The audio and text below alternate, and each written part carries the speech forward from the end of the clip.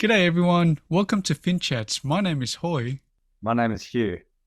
and today we're going to talk about CFA Level 2. Now, this is a continuation of our previous videos, which we went through the intro to CFA as well as the Level 1 CFA. So, in today's video, as I mentioned, we're going to go through Level 2. So, Hugh, briefly, before I get into the meat of things, can you just remind us what is the CFA program again? Yeah, sure, Hoy. So the CFA is a three-part exam. So it's split into sort of three levels. And essentially it's a test on fundamentals of investing. Well, actually a bit more than that, a bit advanced. So it covers things like the tools used and when you're in the investments industry. So whether that's quantitative analysis, economics, etc. And then you'll delve into each of the separate asset classes that you can delve into, so such as equities, fixed income, alternatives, and derivatives.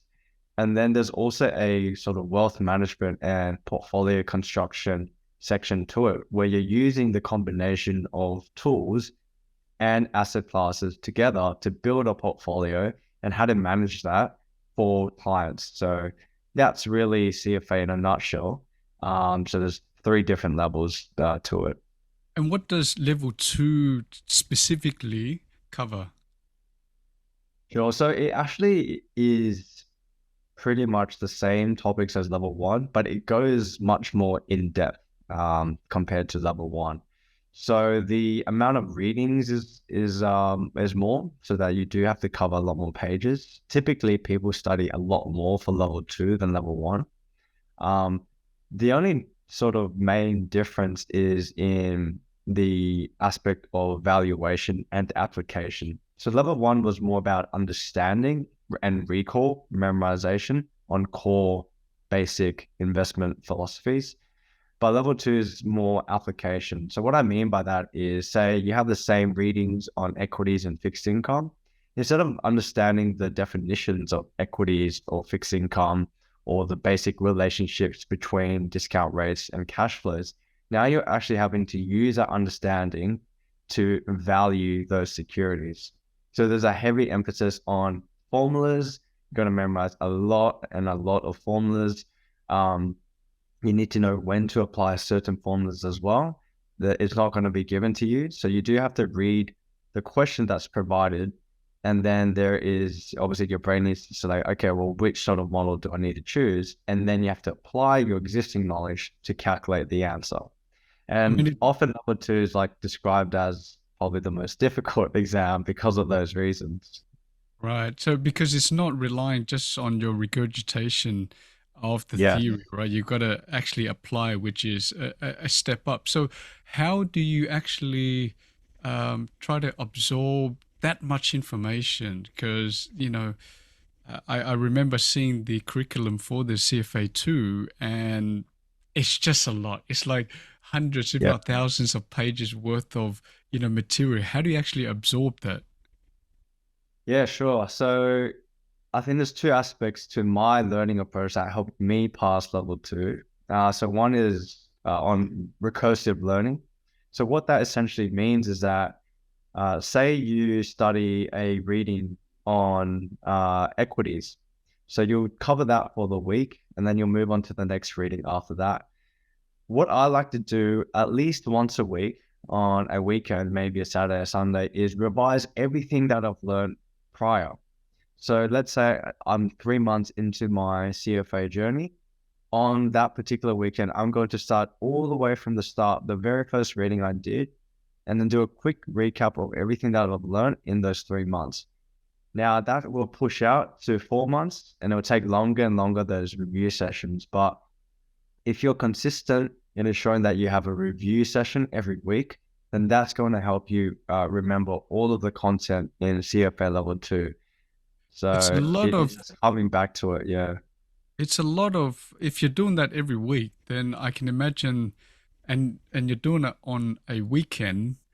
I can imagine that your social life is pretty much zero, right? So how do you actually manage, your social life, your family life? How do you balance that with your work, if people are working? Yeah, it's a really good question, and the answer is that you have to find the time outside of work. Work is work. Can't study during work, really. I know some people they can maybe do an hour during lunch. I just find it's hard to switch from work to study and then go back to work. So what I like to do was just do it first thing in the morning, whether that's 1 to 2 hours before work. Now, if you're not a morning person, you can do it after work, but it's all really about maintaining a consistent study schedule. So if you do, 1 hour every day, then you'll keep doing it every day. And then your weekends, a lot of people might do, 3 to 6 or 8 hours, like really the whole day. Now, I think there's always room for social life, and I think it's important just to maintain mental sanity. But it really is about, just waking up a bit earlier so that you can fit more of your study in the morning and lunchtime. And what I find is that if I wake up early, I can start studying at 9 on the weekend and go to 2 p.m. That's around 5 hours. I still have the whole afternoon to, you know, do my groceries, catch up with friends, family, etc. So it's not like you'd have to spend the whole day at the library, although you could do it. But there's still enough hours in the day where I think you can maintain both your study schedule and a social normal life.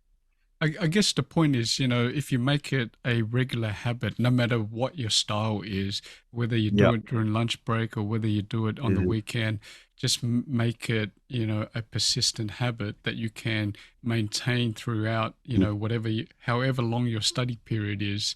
So that's a sound advice. What I found, my personal study style is when I have to absorb a lot of information is that, I start off with the first textbook, and then by the time I get to the last textbook, I've forgotten what I've studied Yeah. in the first textbook. So, how do you handle that with that sheer amount of information that you got to retain?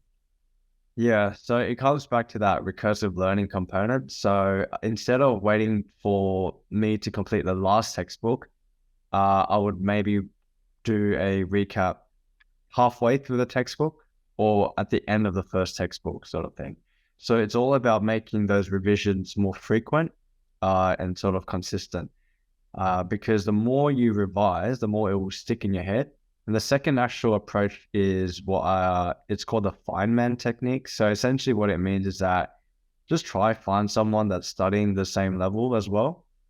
It doesn't even have to be; it can be anyone that you talk to regularly. But if you can explain what you just learned, that will help with retention as well, because what you explain to someone will reinforce your own learning. So I personally think that the Feynman technique is more beneficial, or sorry, more effective, especially in levels 2 and level 3, because memory retention is so much more important in those levels. Right. And you mentioned, read the textbook, etc. I'm curious, what actual textbooks do you use or what study materials? Is it Yeah. literally just textbooks? Do you use, I mean, you alluded to some study friend or study group. Do you use any videos, etc.? So I use a third-party prep provider, Mark Meldrum. So he's been great.